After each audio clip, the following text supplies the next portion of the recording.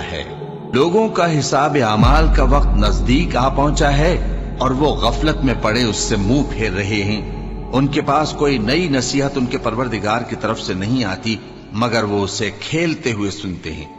ان کے دل غفلت میں پڑے ہوئے ہیں اور ظالم لوگ آپس میں چپکے باتیں کرتے ہیں کہ یہ شخص کچھ بھی نہیں مگر تمہارے جیسا آدمی ہے، تو تم آنکھوں دیکھے جادو کی لپیٹ میں کیوں آتے ہو؟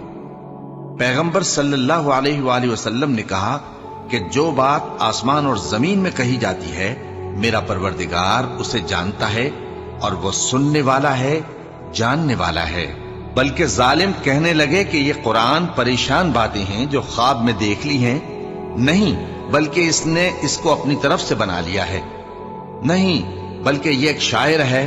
تو جیسے پہلے پیغمبر نشانیاں دے کر بھیجے گئے تھے اسی طرح یہ بھی ہمارے پاس کوئی نشانی لائے۔ ان سے